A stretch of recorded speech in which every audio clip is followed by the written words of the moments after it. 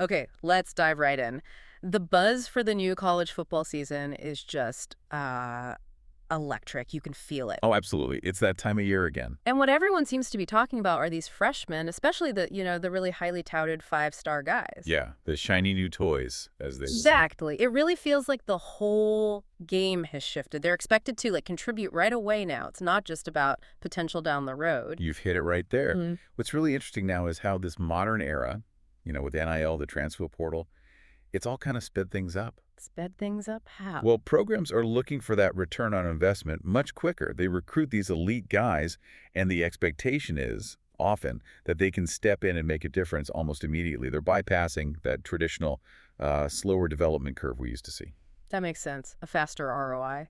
So that's exactly what we're going to focus on today. We're doing a deep dive into these five-star freshmen who look ready to make a real impact, like right now, week 1 of the 2025 season. Not just potential, but actual week 1 game changers. Precisely. So for you listening, this is your shortcut.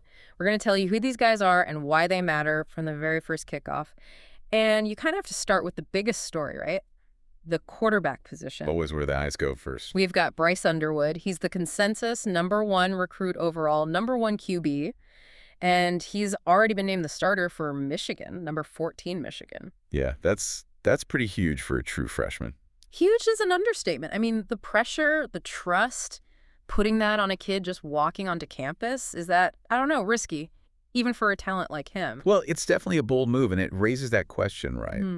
What does it signal when a major program, a team thinking about championships, puts that level of faith in a first-year guy? Right. And specifically, you look at this week 1 matchup.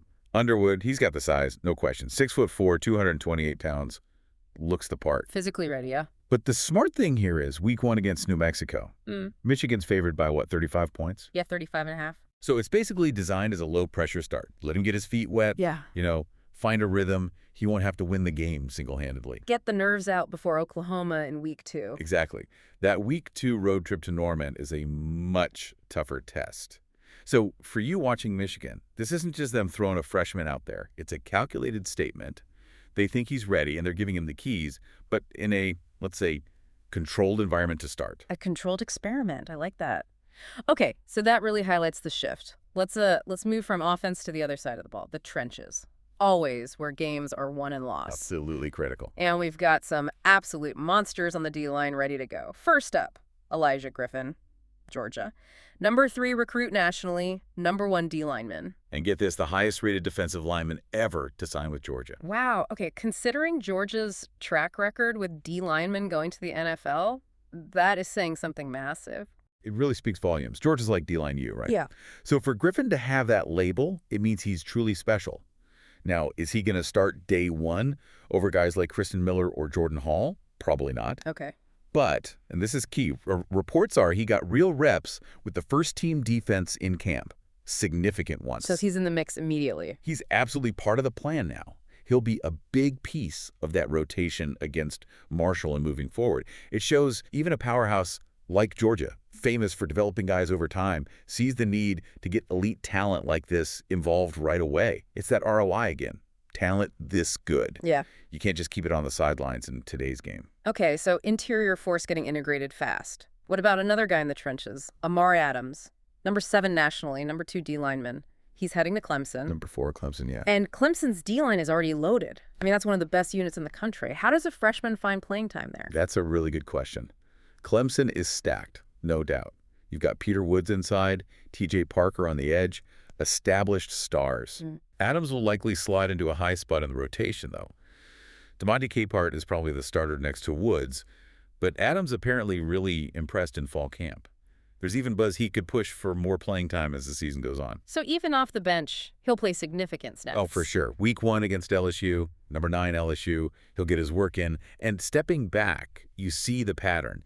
Even elite, deep rosters like Clemson's are making space, finding ways to get these top freshmen involved immediately. They know holding back that kind of talent is just leaving plays on the field. Makes sense. Got to get your best athletes out there. Okay, we've covered the big guys up front. Let's talk about the secondary. This feels like the hardest spot for a freshman. It often is, yeah. The mental side is huge. Reading offenses, route recognition, processing speed, all while running backwards against elite athletes. It's a massive jump, mentally and physically. It really is. Huge leap. Yet we're seeing some five-star corners who seem ready to just, buck that trend entirely. Let's get into them. First, Devin Sanchez, Ohio State. Number 5 recruit overall, number 1 corner. Top corner in the class, yeah. But Ohio State's pretty solid at corner already, aren't they? How does he crack that rotation? You're right, they are solid. Davison Igbanison is back, a proven starter. Jermaine Matthews Jr. looks ready to step up. So the top 2 spots look pretty locked down. Okay, so where does Sanchez fit? Well, beyond those top 2, there are snaps available. And Sanchez seems poised to grab that role as the first corner off the bench, the primary backup. So significant playing time right away. It looks that way. Yeah. And talk about a test week 1.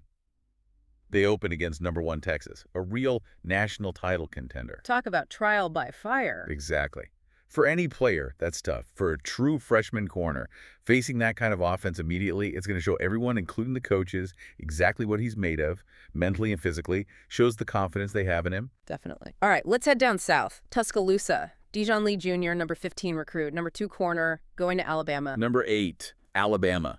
Always loaded in the secondary. Absolutely legendary talent back there. So what's the specific impact Lee Jr. can make? Is it just depth or something more tangible early on? Yeah, it's nuanced with Alabama. He's probably not going to unseat Zabian Brown or Damani Jackson. That pairing, that's one of the best duos in the entire country. Elite duo, yeah. But Lee has apparently already shown enough to be considered one of the top backups. So for you watching Bama, you're seeing the next guy. His early playing time isn't about starting immediately. It's about how fast he's picking up that complex defense. Laying the groundwork. Exactly, laying the foundation for what looks like a really promising career there. It just shows how that Alabama machine, even post-Saban, keeps identifying and getting blue-chip talent ready, maybe not for day 1 starts always, but for that pipeline of excellence. Still finding and developing. Okay, one more corner. DJ Pickett, number 24 nationally, number 5 corner. He's at LSU. Number 9, LSU. And LSU, they brought in a ton of defensive back through the portal, right? Really rebuilt that room. How does Pickett navigate that? Seems like a logjam. It does seem like a logjam on paper. They definitely went heavy in the portal to fix the secondary. So, tough path for Pickett. You'd think so, but LSU didn't pour resources into recruiting Pickett, fighting off basically everyone just to have him sit. They landed him with the expectation he'd play. Ah, okay. So the recruiting investment matters. Absolutely. He likely won't start week 1, but expect him to play plenty, especially against a really good Clemson receiving core in that opener. It just proves the point again. You land these 5-star DBs, you find ways to get them on the field. They raise the talent level immediately, regardless of who else is there. They're difference makers from day 1. Okay, let's flip back to offense. Freshmen making noise there can change a team's whole dynamic. Let's start at receiver. Dakarine Moore, Oregon. Number 9 recruit, number 1 receiver. Top wideout in the class, heading to number 7, Oregon. And it sounds like Oregon might not just want him to play, they might need him to play. Is this talent forcing the issue, or is it circumstance? Well, it's kind of shaping it to be both. Yep. But the circumstances, they've really put him on the fast track. Oregon desperately needs more ready to go. Why desperately? Their top returning receiver, Evan Stewart, looks like he might be out for the year with a knee injury suffered in preseason. That's a massive blow. Wow, okay. And another key guy, Jurian Dickey, a former top recruit himself, he's suspended indefinitely. So big holes to fill. Huge holes. Even before those issues, Moore, with his speed and polish, was expected to get meaningful snaps. Now, he might very well start against Montana State in week 1. From meaningful minutes to starter, just like that. Just like that. It's not just about his talent anymore, it's about necessity.